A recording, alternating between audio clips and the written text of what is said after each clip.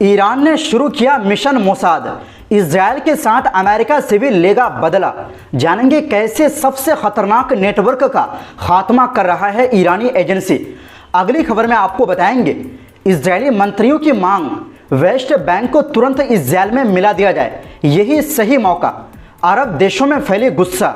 इसी के साथ एक बेहद चौंकाने वाली रिपोर्ट सामने आई है। ईरान के साथ युद्ध के दौरान इजरायली पायलटों ने बची हुई गोला बारूद घर नहीं ले जा रहे थे। फिर क्या कर रहे थे आप भी जानकर हैरान हो जाएंगे।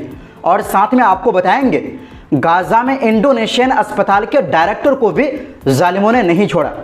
अब क्या होगा इसका असर, स्वास्थ्य मंत्रालय ने बताया। दोस्तों खबरें काफ़ी इंपॉर्टेंट हैं, तो बिना समय गंवाए खबरों की शुरुआत करते हैं। दोस्तों इरान ने इजरायल से युद्ध के लिए एक बार फिर तैयारी शुरू कर दी है। ये तैयारी इसलिए है कि अगर सीज फायर टूटता है तो इजरायल पहले की तरह ईरान को नुकसान ना पहुंचा पाए। इसके लिए सबसे पहले ईरान ने मोसाद के नेटवर्क को ख़त्म करने की मिशन शुरू कर दिया है। पूरे ईरान में सर्च अभियान चल रहा है, ताबड़तोड़ गिरफ्तारियां हो रही है। एक ही दिन में 50 से ज़्यादा संदिग्ध पकड़े गए हैं। दूसरी तरफ ईरान ने समुद्र में अमेरिका से निपटने की तैयारी शुरू कर दी है। हॉर्मुज़ की तरफ माइंस रवाना की गई है ताकि वक्त पर ज़रूरत पड़ते ही हॉर्मुज़ को बंद किया जा सके। ईरान में मोसाद का नेटवर्क फैला हुआ है। अपनी ही ज़मीन पर जासूसों का ऐसा जाल जिसे तोड़ना ईरान के लिए बेहद ज़रूरी है।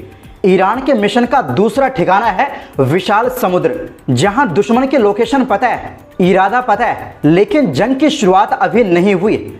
ईरान का प्लान 2 मोर्चे पर आगे निकलने का है, जिसमें पहला ईरान में मजबूत मोसाद के नेटवर्क को पूरी तरह ख़त्म करना है, तो दूसरा समंदर में यूएस और इजरायल के खिलाफ बहुत बड़ी तैयारी करने का है।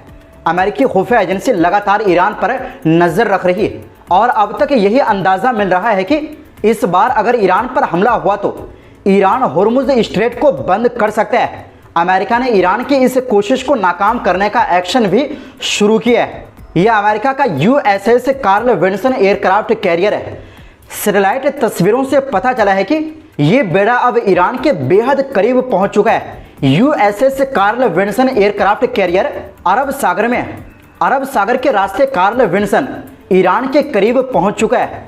2 डिस्ट्रॉयर भी एयरक्राफ्ट कैरियर के साथ चल रहे हैं। अमेरिका की रिपोर्ट में दावा किया गया है कि ईरान हॉर्मुज़ स्ट्रेट को डेंजर जोन में बदलने की प्लानिंग कर रहा है। इसका मतलब यह हुआ कि यहाँ ईरान के युद्धपोत रास्ता नहीं रोकेंगे, बल्कि ऐसी तैयारी होगी कि कोई भी जहाज यहाँ से गुजरने की हिम्मत नहीं कर सकेगा। अमेरिका के मुताबिक ईरान इस बार दुनिया को ब्लैकमेल करने के प्लान में है, जिसके लिए हॉर्मुज़ स्ट्रेट बंद करके ईरान गैस तेल की सप्लाई को रोक देगा। ईरान पर हमला होते ही तेल के लिए हाहाकार मच जाएगा। वहीं दूसरी ओर दोस्तों इजरायल के कई बड़े नेता, जिनमें संसद के स्पीकर आमिर ओहाना और हुकूमत के 14 मंत्री शामिल हैं, उन्होंने प्रधानमंत्री बेंजामिन नेतन्याहू से साफ साफ कहा है कि वेस्ट बैंक, जिसे इजरायल यहूदा और सामरिया कहते हैं, उनको अब और देर किए बिना इजरायली इलाका घोषित कर देना चाहिए। इन नेताओं ने नेतन्याहू को एक चिट्ठी भेजी, जिससे वित्त मंत्री बेजालेल स्मोट्रिच ने सोशल मीडिया प्लेटफॉर्म एक्स पर भी पोस्ट किया। चिट्ठी में उन्होंने लिखा, हम मंत्री और सांसद चाहते हैं कि वेस्ट बैंक पर तुरंत इजरायली कानून लागू किया जाए और उसे इजरायल में शामिल किया जाए।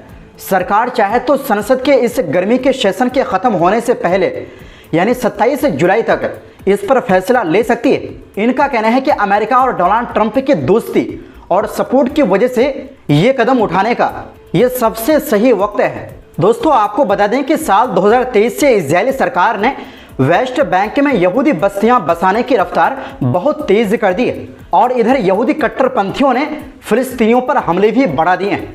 संयुक्त राष्ट्र ने पहले ही साफ कहा है कि वेस्ट बैंक में यहूदी बस्तियां बनाना गैर कानूनी है और इससे 2 राज्य समाधान यानी इजरायल और फिलिस्तीन को अलग देश बनाने की उम्मीद खत्म होती जा रही है, जिसे इजरायल मानता ही नहीं। इजरायल के न्याय मंत्री यारिव लेविन ने भी उत्तरी वेस्ट बैंक के एक यहूदी नेता से बातचीत में कहा, अब वक्त आ गया है कि हम वेस्ट बैंक पर इजरायली हक और कानून लागू कर दें। इन बयानों के बाद फिलिस्तीन और कई अरब देशों ने गहरी नाराजगी जताई है। फिलिस्तीन राष्ट्रपति कार्यालय ने कहा कि ये सब इजरायली चाल है ताकि फिलिस्तीन का मुद्दा ही खत्म कर दिया जाए। अरब लीग के महासचिव अहमद अबू अल घैत ने भी कहा कि इजराइल इस वक्त के हालात का फ़ायदा उठाकर गैर कानूनी काम कर रहा है। ये बयान ख़तरनाक और गैर जिम्मेदाराना है। सऊदी अरब, जॉर्डन और मिस्र जैसे देशों ने भी इजराइल की इस सोच की मजबूती से निंदा की है और कहा कि वेस्ट बैंक पर कब्जा करना अंतर्राष्ट्रीय कानून और संयुक्त राष्ट्र के नियमों का सीधा उल्लंघन है। उन्होंने दुनिया के देशों से कहा कि अब वक्त आ गया है कि पूरी दुनिया इस पर ध्यान दे और अपनी जिम्मेदारी निभाए। यानी दोस्तों, इन देशों के विरोध से ऐसा मालूम होता है कि ये देश सिर्फ विरोध करने के लिए पैदा हुआ है, बाकी संयुक्त राष्ट्र जो है उससे भी कुछ होता नहीं है, बस थोड़ा बहुत निंदा कर लेता है, कुछ भी कार्रवाई नहीं। वहीं दूसरी ओर दोस्तों, इजराइल के मशहूर अखबार मारीब ने एक चौंकाने वाला खुलासा किया है। रिपोर्ट के मुताबिक जो पायलट ईरान की तरफ से आने वाले मिसाइल और ड्रोन को रोकने के लिए भेजे गए थे, उन्होंने अपने पास बची हुई बम और गोलियां गाजा पर गिरा दी। जैसे कि आप इस रिपोर्ट में भी देख सकते हैं, ये घटना ईरान और इजराइल के बीच 12 दिन चले युद्ध के दौरान हुई। रिपोर्ट में बताया गया कि पहले ही दिन इजरायली पायलटों ने गाजा ऑपरेशन कमांड से संपर्क किया और पूछा कि क्या वो अपने पास बचे हथियारों को गाजा में इस्तेमाल कर सकते हैं। 12 दिन तक ये सिलसिला चलता रहा। इजरायली सेना ने दावा किया कि ऐसा करना जरूरी था ताकि खान यूनिस और उत्तरी गाजा में ऑपरेशन में मदद मिल सके, लेकिन बाद में ये एक आम और रूटीन प्रक्रिया बन गई। रिपोर्ट में ये भी बताया गया कि इजरायली एयरफोर्स के कमांडर ने इस प्रैक्टिस को और बढ़ाने का आदेश दे दिया ताकि हर इजरायली एयरक्राफ्ट अपने बचे हथियार गाजा में गिरा सके। यानी जब इजरायल ईरान से युद्ध कर रहा था, उसी समय गाजा भी भारी बमबारी का शिकार बना। अल जज़ीरा अरबी के मुताबिक इस पूरे घटनाक्रम पर प्रतिक्रिया देते हुए फिलिस्तीनी सुरक्षा मामलों के विशेषज्ञ रामी अबू जुबैदा ने कहा कि यह घटना साफ दिखाती है कि गाजा को अब इजरायल ने फालतू हथियार फेंकने की जगह बना दिया है। उन्होंने अपने टेलीग्राम चैनल पर लिखा, अब यह बमबारी किसी सैन्य मकसद से नहीं हो रही है, बल्कि सिर्फ ज्यादती, सामूहिक सजा और अपनी ताकत दिखाने के लिए की जा रही है।